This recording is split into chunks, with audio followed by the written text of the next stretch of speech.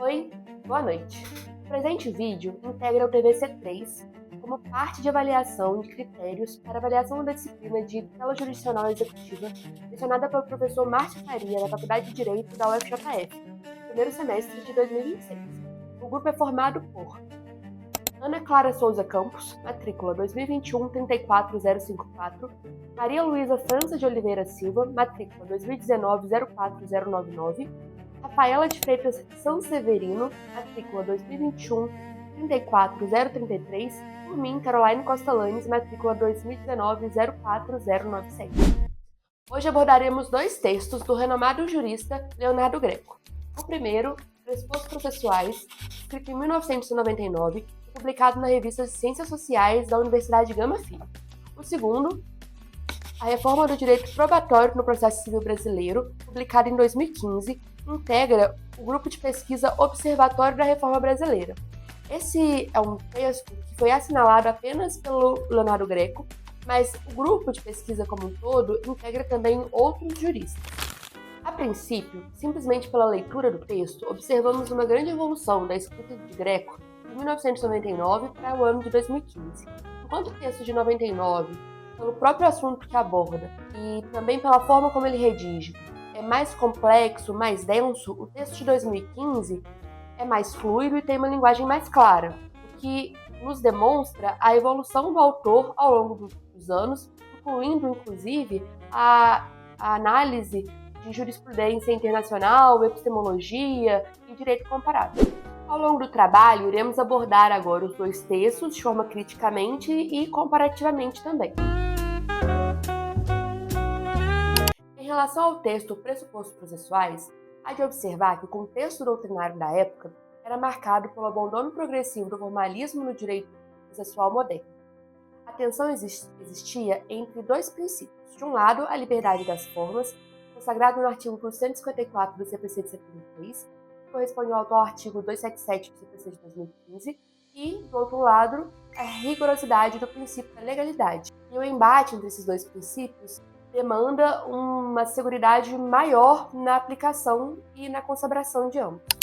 O problema jurídico enfrentado por Greco era a necessidade de limitar o arbítrio estatal e garantir o devido processo legal, sem a verificação de que a validade do processo se tornasse uma contradição, ou seja, verificar os pressupostos processuais do processo dentro do próprio processo em que se analisa. A tese principal do autor é que os pressupostos processuais não são matéria de mérito, mas sim requisitos da regular constituição da ação e do desenvolvimento válido do próprio processo, configurando uma preparação indispensável para que o Estado possa legitimamente aplicar o direito material. O autor, ele fundamenta sua análise na teoria da relação jurídica processual, de origem alemã, desenvolvida por Boileau e Kohler na segunda metade do século XIX.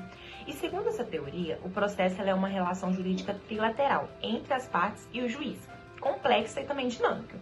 Greco ele refuta as críticas de Goldsmith, que negava a natureza de relação jurídica ao processo, e de Carnelot, que considerava inútil a unificação das várias relações do processo. Ele argumenta que, assim como a doutrina civilista moderna abandonou a visão estática das obrigações, passando a vê-las como estruturas dinâmicas, conforme Lawrence Wolff, o processo ele deve ser encarado como um organismo jurídico complexo, composto por múltiplos direitos, deveres e poderes que evoluem sem perder a identidade básica. Um conceito central do artigo é a distinção nítida entre pressupostos processuais e condições da ação. Greco ele rejeita a ideia de unificá-los, comum na teoria abstrata da ação. Os pressupostos processuais, como competência, capacidade processual e imparcialidade, eles dizem respeito à validade do instrumento processual. Já as condições da ação, como legitimidade, interesse de agir e possibilidade jurídica do pedido, dizem respeito ao direito de obter um provimento favorável sobre o direito material. No Código de Processo Civil de 73, o artigo 267, parágrafo 3º, exigia que o juiz examinasse de ofício, a qualquer tempo, a falta de pressupostos e condições da ação. Já no CPC de 2015, o artigo 485 manteve o exame de ofício, mas revogou o parágrafo 3º do 267, superando a distinção clássica. Então, a carência de ação passou a ser tratada como inépcia da petição inicial, integrando-a à extinção sem mérito. Ou seja, o legislador de 2015 optou por não mais distinguir formalmente os dois institutos. Greco também rejeita a divisão radical entre pressupostos de existência e validade, preferindo a visão de que todos são requisitos de validade, pois qualquer ato praticado perante o Estado exige ao menos uma decisão judicial para ser declarado inválido.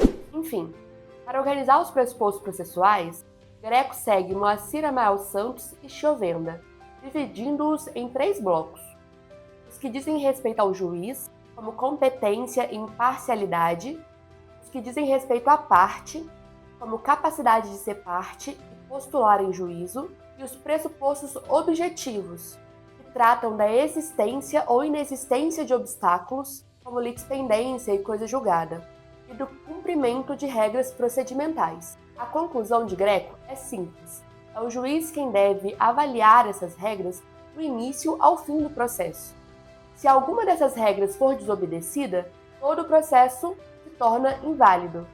A inobservância desses requisitos contamina o julgamento do mérito, pois as garantias fundamentais do processo são o alicerce de qualquer prestação jurisdicional legítima. Em outras palavras, sem a observação dos pressupostos processuais válidos, não há processo válido, e sem processo válido, não há justiça. Partindo para uma análise crítica, o texto ele possui grande força teórica ao proteger as garantias fundamentais do processo. A limitação principal, à luz do CPC de 2015, é que o legislador ele revogou o parágrafo 3º do 267 do CPC de 73 e incorporou as condições da ação como hipótese de extinção sem mérito no artigo 485. Supera, assim, a distinção clássica entre pressupostos processuais e condições da ação. Porém, essa superação legislativa ela não invalida a contribuição teórica de Greco, pois a distinção conceitual ela permanece útil para fins de compreensão sistemática do processo. A relevância do texto ela permanece altíssima para a doutrina contemporânea, pois a rigidez na análise dos pressupostos processuais é o que impede decisões surpresas, aquelas que violam o contraditório prévio, e garante a paridade de armas entre as partes integrantes desde o início daquela relação processual. Bom, avançando para o segundo texto, de 2015, o contexto é o seguinte: a gente se encontra em uma crise de judicialização no Brasil. Dados do CNJ trazidos pelo autor demonstram que o país passou de 5 milhões de processos em 1990 a 90 milhões de processos no final de 2010. O problema judiciário é que o CPC, vigente até então, o de 1973, dificultava o encontro, a busca pela verdade, tornando o processo em um jogo de certeza, em que critérios procedimentais se sobrepunham à apuração dos fatos. A tese principal de Greco é que a prova não é de domínio exclusivo do juiz, mas é um elemento essencial para o direito de defesa e contraditório participativo.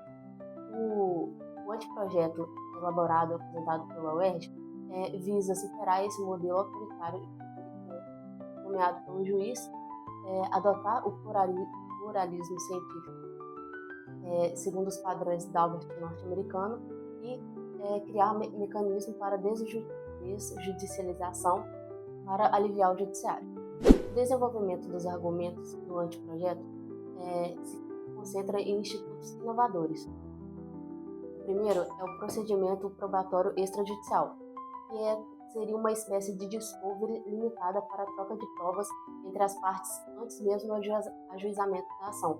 Isso facilita a autocomposição e evita litígios mal formulados. Na prova pericial, Greco ele critica a regra simplista do artigo 145, parágrafo 1º do CPC de 1973, em que bastava um diploma universitário para ser um perito.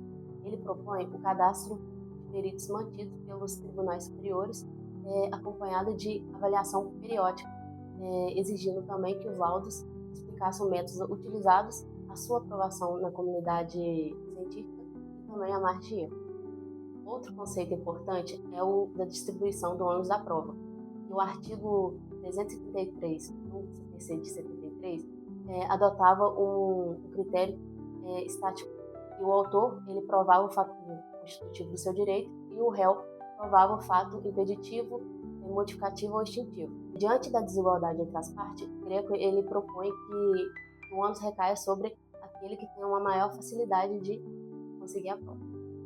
Na prova documental, Greco ele critica o artigo 425, que exigia que documentos eletrônicos fossem convertidos em papel, o que ele considerava uma regra arcaica, uma vez que o processo brasileiro estava caminhando para o processo eletrônico. Na prova testemunhal, ele elimina o limite numérico e também transfere a intimação para o advogado. Todas essas ideias foram absorvidas pelo CPC de 2015, que teve grande parte do anteprojeto de Greco incluído na sua estrutura legislativa.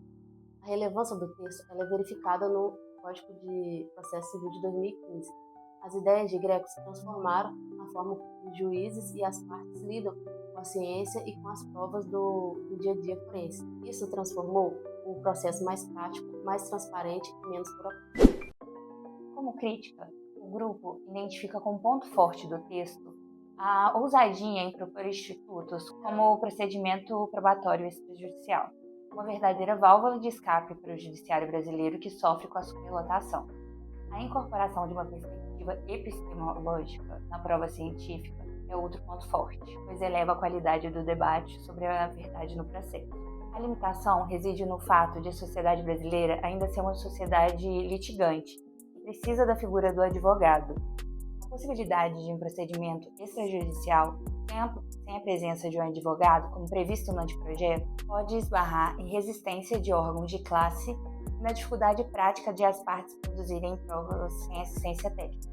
Além disso, o critério Daubert, embora rigoroso, exige um nível de letramento do juiz que ainda não é realidade na maioria dos tribunais brasileiros. Contudo, o texto é absolutamente atual. Com a reforma de 2015, o texto de Greco provou que não é apenas acadêmico, mas sim viável e importante para o processo civil brasileiro. O próprio autor reconhece no final que o anteprojeto é mais viável e abrangente que o próprio texto final do CPC de 2015, que comprova a liderança intelectual do grupo de pesquisa da UERJ. Para concluir nossa apresentação, nós relacionamos os dois textos da seguinte forma. Enquanto o primeiro artigo de 1999 garantiu a base legítima estrutural do processo, o de 2015 modernizou a instrução probatória, garantindo que a atividade dentro do processo seja eficiente, transparente e cientificamente confiável. As principais contribuições de Greco para o processo civil brasileiro são a defesa das garantias constitucionais do processo justo, a coragem em propor reformas que equilibrem o sistema inquisitorial tradicional com um modelo mais adversarial e colaborativo, e a liderança intelectual que transformou a pesquisa acadêmica da UERJ em reforma legislativa incorporada ao CPC de 2015. Nossa análise crítica final é de que a obra de Greco é essencial para compreender a transição do Código 73 de 2015. Ele serve como ponte doutrinária que fundamentou as maiores inovações do nosso direito processual civil. Muito obrigada.